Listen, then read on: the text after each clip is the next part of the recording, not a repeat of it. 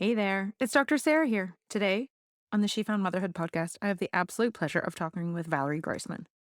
Valerie's a registered social worker and a child and family therapist whose own journey with infant and toddler sleep led her to build her own business, finding sleep solutions for families based on science, connection, and intuition. Valerie shares her top 5 sleep tips on the podcast today. Head to our show notes below to find out more about the offerings that Valerie has and where you can find her on social media and online. We'll get into the podcast right after this short message. Welcome to the She Found Motherhood podcast. We are doctors Sarah and Alicia, maternity physicians and moms who have been through it all. We want to empower you with knowledge so you can have the best pregnancy, birth, and postpartum experience you can. She Found Health and She Found Motherhood is meant for general medical information only. The content of this podcast is not intended to be a substitute for professional medical advice, diagnosis, or treatment. This information does not apply to every situation. If you have questions or if you've received different advice, please contact your healthcare provider. Always seek the advice of your physician or another qualified health provider with any questions you may have regarding a medical condition. The views expressed by She Found Health and She Found Motherhood and our guests are not representative of any of the institutions with which we are affiliated. Some of our podcast episodes are sponsored so that we can keep getting great info out there to you, our listeners. We only partner with companies that we truly believe in. Some of our links and suggestions may be affiliates, and we would appreciate you using them to help fund this important work. Now let's get to it.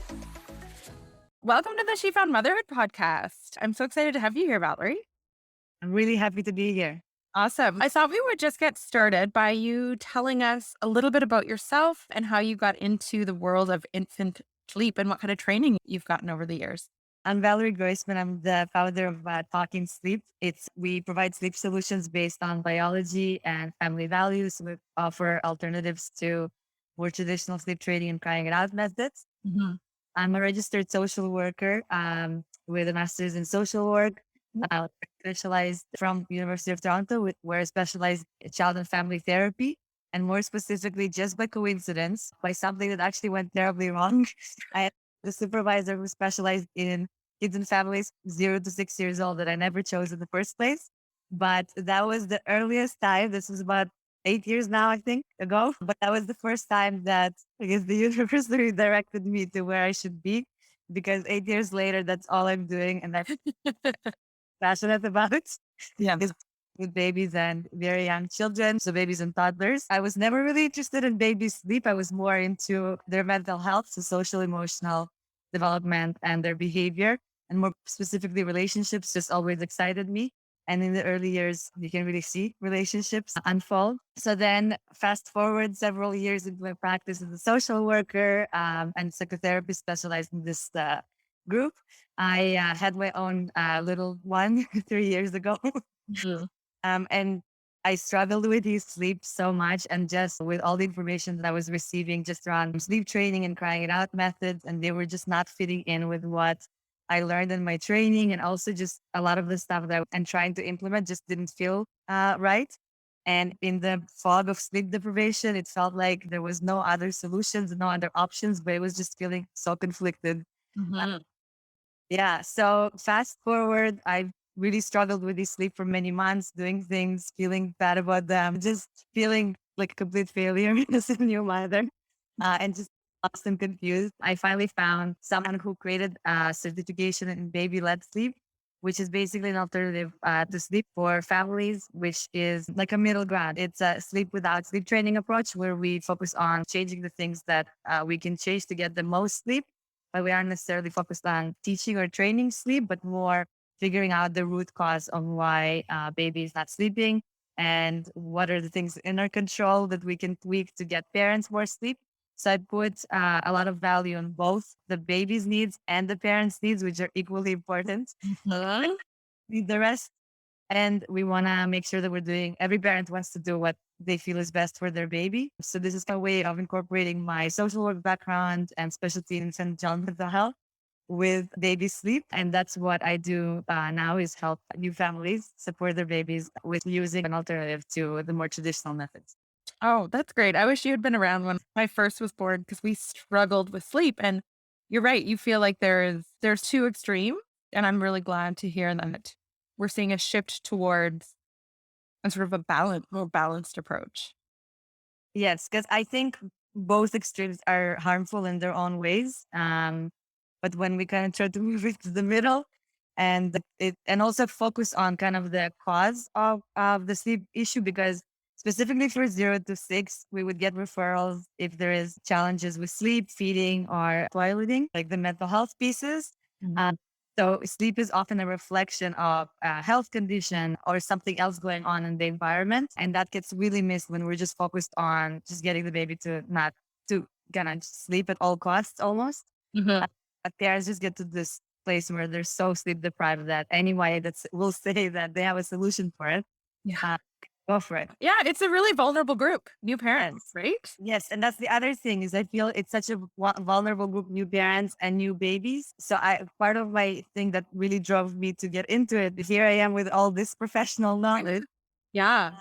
And here's this field where there's so many people that are part of it that don't necessarily have the training to work with vulnerable populations that are their best to help, but are potentially causing a lot of harm to families. So I felt like I have to and bring in my expertise and kind of that professional background because I think it's what makes me be able to really get to the root and really help families in an individualized way. So I don't think there is a one size fits all for all families. Each family is different. Each baby is different. What works for one does not work for other. And that's one of the issue with sleep techniques out there is there one size fits all and just assuming that everybody is the same thing.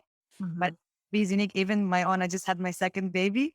He's completely different than my first, which again just reminded me I'm using different sleep strategies with him than I did with my first, even once I figured out how to support him. But I just know with my first for a fact, if I tried the crying methods, it would have turned out pretty badly. Whereas with my current baby, I'm not planning on trying the crying methods because I know there is an alternative that's just as effective. But I know that for him, if I tried it, it wouldn't have been. I think he probably would have it, but Yeah. just forward. But I think it's important for families to know that there is an alternative. Because me, when I was a first time mom, I just thought there's no other thing you could do. All my friends were doing it. Mhm.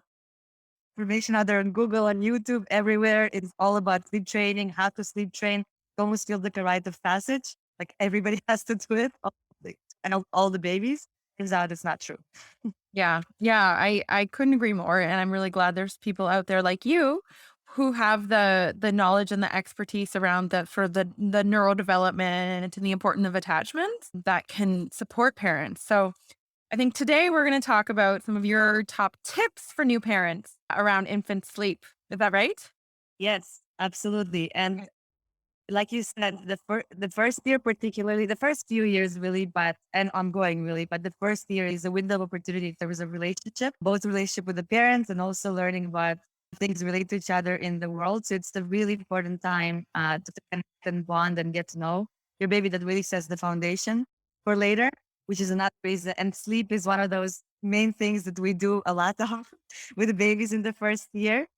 It can be a source of connection and a source of relationship and a source of kind of peacefulness and quality time, or it can be a source of stress and a source of contention and a source of conflict. And that sets the tone to our relationship going forward. So I think it's really important to, yeah. So I'm going to give you 5 tips Yeah. are concerned with both getting the most sleep, but also thinking about the bigger impact on your baby and long term solutions.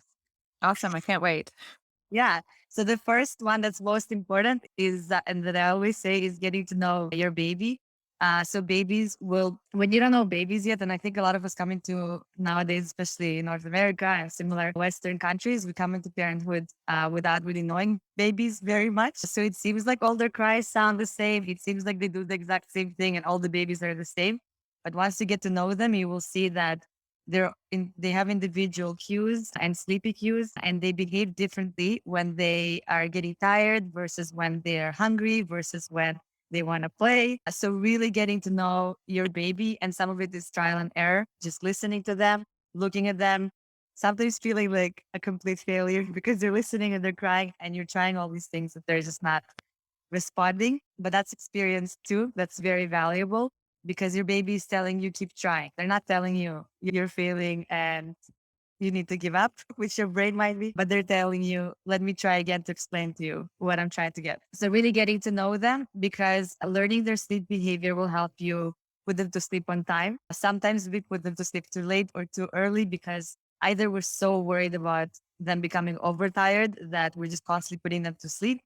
And then they become undertired, which looks the same at night with a lot of wakes as overtired, which is going too long without sleep. So some examples of sleepy cues.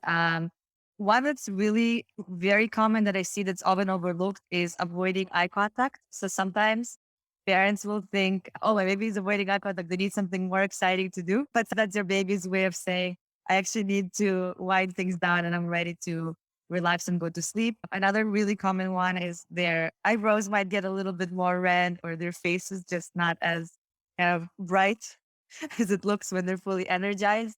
Those might be earlier cues. If they're already crying, it's often them saying, I'm really tired and I might need more help to go to sleep than I might have earlier. Give yourself a chance to try things and just observe your baby.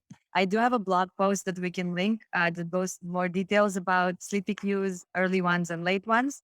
That would But be great. what I'd say is watch your baby and make decisions based on your knowledge of your individual baby because every baby is different. Yeah, that's great advice. And I also really like how you said you're not failing. And I think new parents, we really need to build compassion within ourselves because it's hard and we can be really hard on ourselves, right? And I was, and that can lead to perinatal mental health, anxiety, and depression when we feel like we're failing our baby. So just normalizing that babies cry and it's going to take you some time to get to know your baby and just it's time and attention and noticing those small details. So that would be great. And linking that the so you can, because I'm sure every baby has its own cues for sleep, right? Every baby is different. Yes, absolutely. And also about the compassion piece. In order to be able to be compassionate with your baby, you oftentimes need to be able to be compassionate Yes. first. So you're doing it for both of you. And the more compassionate that you are towards yourself, the easier it will be to have that empathy and have things be more easygoing and to learn when things don't work out. Everybody's going through it, whether we're professionals or not professionals or first or second or third baby. I still sometimes experience it with this baby, even with all my knowledge. Mhm. Almost feel like I need to go rewatch my tips for other parents. So there's never too many reminders to be compassionate to ourselves because I think we tend to think but nobody knows what they're doing. We're all trying to figure it out. Exactly. Exactly. Okay, that's great. What's your next tip, Valerie? The next one is connection, and it builds up on the other one. Connection is key. Feeling connected to your baby before sleep will help them go to sleep faster and stay asleep longer because your baby is learning about the world. They don't know yet what to expect. So they're really asking over and over in different ways how the relationships work. Who is going to keep me safe? What's going to happen? Um, next in my world. And their world is largely unpredictable because they're brand new around here.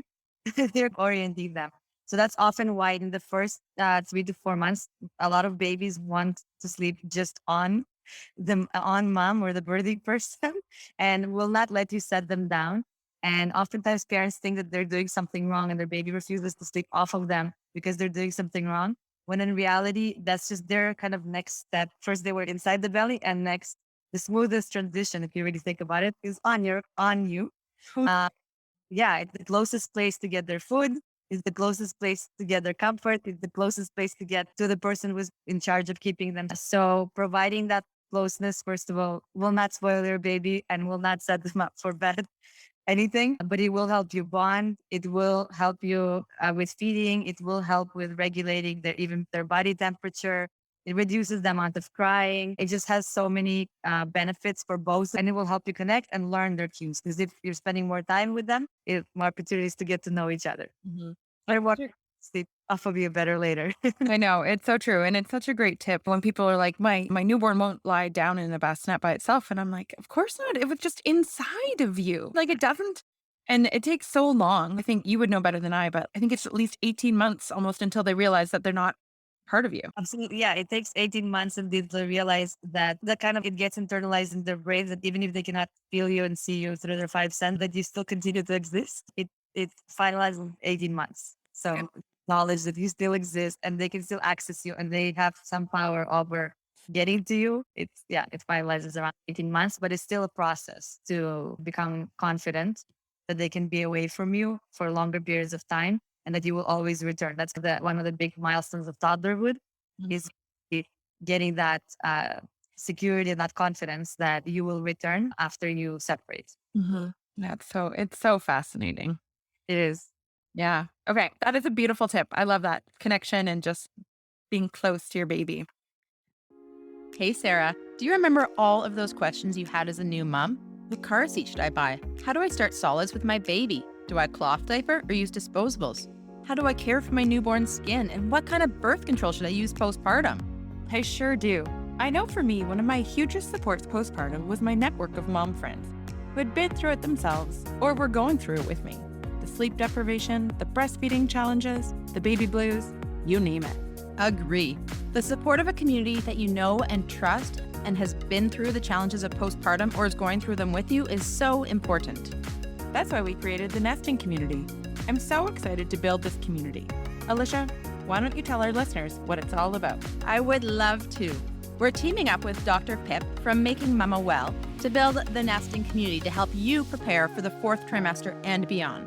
Are you wanting more information on how to prepare? Feeling anxious about all the different options and what to choose? Are you looking for a group of like-minded mamas for support and to lean on each other during this challenging but amazing season of your life?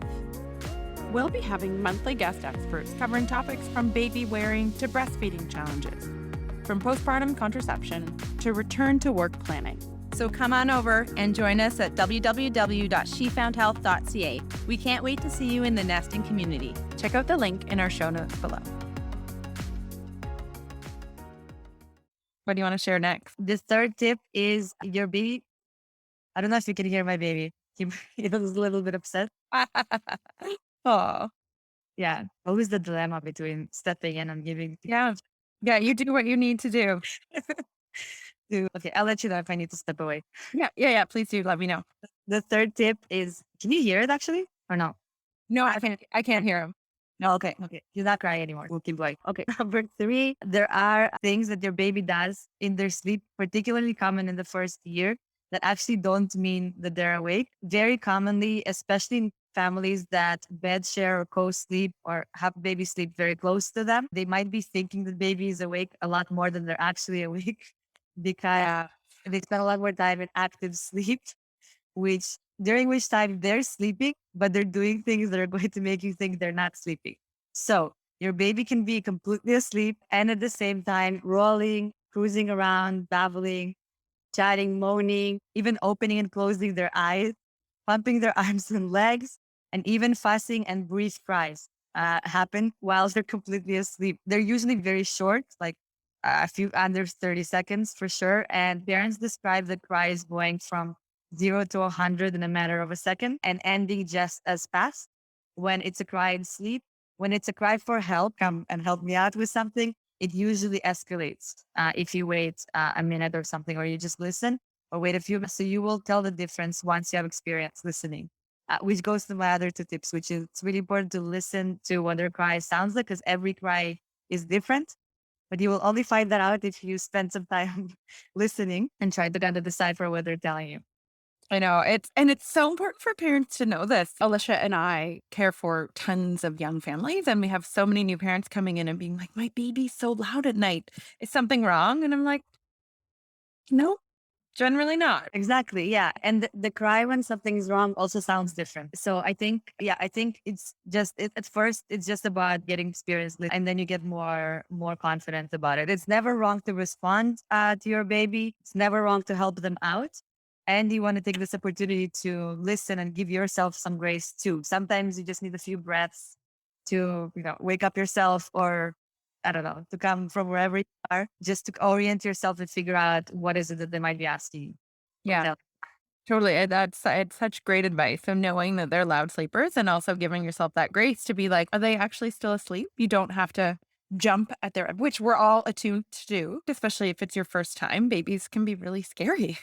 in our endeavor to be these like very responsive parents and do all the right things, and depending on what you're reading and whose advice you're following, you might feel like your baby should not cry at all, but that's also not necessarily helpful because crying also has a very important function, and it's about just empathetically and compassionately being there with them and helping them tell you what it is that they need. Yeah. And early on, that's their only way is crying, smiling, This Been- that's how they communicate, right? Yeah. Yeah. Yeah. Yeah. Oh, that's a great tip. Yeah. So the next one, which is one that I wish that somebody told me because I had so much guilt and just anxiety over doing that the first time with my baby, but that it's okay to help your baby get back to sleep. If they woke up from a nap and they're really upset and you can tell that they're still tired, you're not undermining their ability to extend their naps by helping them back to sleep. You're actually helping them extend the nap and potentially preventing them from becoming overtired. So it is never wrong to help your baby out. It's okay to extend their naps. Some ways are, for example, something that I'm doing right now. My baby is 4 months, working between things. He's settling on a pattern in his sleep, but I know it's still going to change. So if he wakes up from his nap and he's upset, and I know that he still needs to sleep more. And let's say I'm in the middle of something, or I'm hungry. I might not try to settle him back in his for us, he sleeps in a sidecar. I might not try to settle him back in his crib because it's more convenient for me to do something else. So I'll put him in the carrier. He goes back to sleep there. I can finish eating or drinking my coffee or whatever it is, and he can finish his nap. If you're trying to settle them, they're really upset. They won't settle back in the crib or wherever they're sleeping in a bassinet. You can also try a stroller ride. You can try holding them and just watching some TV or relaxing yourself or some other ways. But extending their naps is a good thing. It's not going to ruin their sleep. And oftentimes that's just such an important message for parents to hear because like you said, there's so much out there and we tend to be really afraid of creating bad habits. I'm doing quote unquote here, but it's so essential to their brain development and especially when they're so little, like they just need sleep and they need your support in getting it. Yes. And it's just so much more important for them to get the sleep, even if it means you're helping them. And then it's a good thing. We're there to help them. We want to help them. Just understanding that there's no such thing as bad habits. They can't even tell patterns in the world, even until around 4 months. They're not even starting to even notice that things are connected. Mhm. So, and it's a really special time, especially in the first few months, to bond and to be together. And they're so sweet in their sleep. So, Oh, gosh, I know. They get me every time. yeah, I think we also think we can cause a lot more kind of damage than I'm doing air quotes right now, but the damaging things are things we never intended or didn't realize were just damaging. But it's also not that easy to damage, I think, our kids as we think. They really just want our us Mhm. and however we are, just trying to make it work and provide that comfort and connection. Absolutely. I know it's such an important message. We need to keep getting out there. So thank you for saying that. Okay. And I think we're on to your last tip. Is that right? Yeah. Yes. So my number one tip, and it's actually not something that parents want to hear, no, which is there is no such thing as one magical sleep answer that will get every parent and baby sleep. There is just no such thing, even within the same family. Um, so it's really important to consider yourself, your individual baby, your circumstances, your baby's age, what's important to you as a parent when you're making any decisions around how you want to support their sleep. I know. I always get questions about how do I get my baby to transition to the crib? And I'm like, okay, where do we start? It's so complex. Yeah. And I think it's such Yeah, exactly. Exactly. It's not just okay, put them in the crib. I need to know who's your baby, what are they like, what is what's been their experience with the crib so far, what's motivating you in the first place yeah. in the crib, what are you trying to get out of it? What are your reasonings? Because sometimes we think that there's just this one way to get to what we need, but there's more than one way to get to our goal. Always. There's no such thing as just one way to do Yeah. something. And it's so important, I think. And the more Alicia and I have been doing this work and building this community and learning about how important it is to learn about things like breastfeeding and infant sleep while you're pregnant so that you can have these conversations while you're not really sleep deprived with your partner about, okay, what are our beliefs as a family around sleep and what are my sleep needs and my priorities, right? Because somebody might be okay, like, I'm happy to wake up every 2 to 3 hours, whereas somebody else might be like, you know what, I really need a bigger chunk of sleep. So how are we going to prioritize this as a family? Exactly. Yeah. So even our needs as the parent is I have a friend that functions wonderfully on 4 hours of sleep. I know for myself, if I don't get the sleep, the 8 or even 9 hours, that Mhm. I'm a complete mess. So I had to work a lot on shifting my mindset first, also around just when I will sleep and how often my sleep will be disrupted, because with newborns, it's just inevitably going to be disrupted. They need to eat. And oh, the other thing is that sleep is very much connected with feeding. They might be a wonderful sleeper, but they need to eat. And I think just preparing to share responsibilities, and there are things we can prepare in advance if we know that we do need that sleep and we don't function, that don't involve necessarily doing anything that involves, if you're uncomfortable, like leaving our babies to cry, for example, because that's something that we're not willing to negotiate on. Mm. There's always, yeah, like I said, more than one way. And so really important. Yeah. One of the number one thing that people tell me that they wish they did when they were pregnant is learn more about normal infant sleep. Because a lot of the things that babies are doing are actually normal, but parents think that there is a problem because they're hearing all of these unrealistic expectations out there. So part of my work with parents is actually just empower you with information about normal things, what to expect, Mhm. reminding you that they're doing a really good job and that your baby is doing what they're doing a really good job at being a baby. Yeah. And then that helps you to set realistic expectations, which helps us not failure. Because I think feeling like a failure comes from having really wildly unrealistic expectations about what we should be doing or the baby should be doing or both. Um, and in reality, it's just not aligned with biology or what we believe is important for us, for our family. Absolutely. Oh my gosh, I couldn't have said it better myself. And that's the whole reason, Alicia, and I started this work was because we see so many people come in with disappointment around their breastfeeding journey or their birth story or their postpartum journey because they had these completely and no fault of their own, these unrealistic expectations because of some of the misinformation that's out there. So much misinformation. Yeah. And just the expectation specific with also with sleep, also with breastfeeding, there is a history to it, of course. There's a reason why we're all in this. Yeah. And they are related actually. Both they are related to each other because as Yeah. more alternatives to sleep training, just to breastfeeding were introduced. Sleep training kind of goes together as a solution. Mm. And just perpetuated all these myths. And now we're moving back to encouraging parents to breastfeed. But for example, in the US, they're strongly discouraged from bed sharing or co-sleeping, which in my opinion is just, we put the two together because oftentimes breastfeeding requires to be close to baby Mhm. for her to get sleep. So all this, I can talk about this all day. I won't get into it right now, but there is a history to it, of course. And I think it's hard to get good information again, because it's so saturated with people trying to help who don't necessarily have the background other than just reading this book or repeating like a plan that they were certified in. And also with sleep specifically, sleep consultants can be certified by anyone. I like to say, even your plumber could wake up tomorrow morning and decide to be a sleep consultant uh, and offer sleep support to families, which is something that completely breaks my heart. And is another reason why I'm trying to do this work is that anybody can call themselves the certified sleep consultant. It doesn't mean anything about their qualifications. It's not a regulated field, even though they're working with such a vulnerable population. So it's really important to do your research and make sure that the person you're selecting to help you is somebody that you truly feel can help. Sadly, I get families after really negative experiences, just from people who don't understand the full impact of some of the recommendations that they're making on particular babies. But I think it's if that's you, if you're listening and you're like, I feel really bad about how I handled my first baby's sleep. It's also really important to remember that we make the best choice based on information and resources that we have at the time.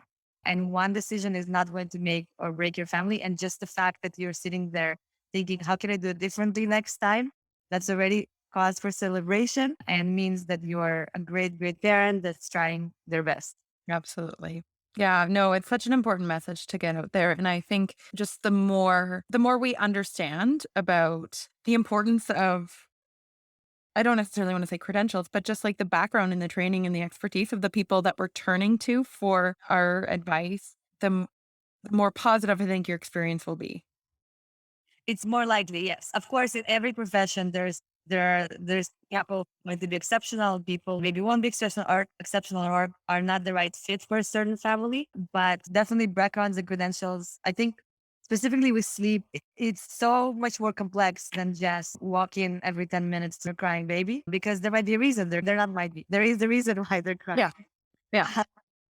So if that person isn't qualified to help you figure out that reason, they're just going to keep telling you, yeah, just keep going in every 10 minutes. Because Yes. that's scope of their training. Also, professionals tend to have training around kind of scope of practice and what is my area of expertise and qualification and where I refer. So I tend to actually refer a lot to other specialists, particularly if I see any flags or underlying health related reasons why baby is waking. So something that I place a lot of importance on is actually not giving you advice on things that I don't know, which is not necessarily something that someone who doesn't have that professional background might do. Yeah. Oh, that's such great advice. Valerie, it's been a total pleasure talking to you.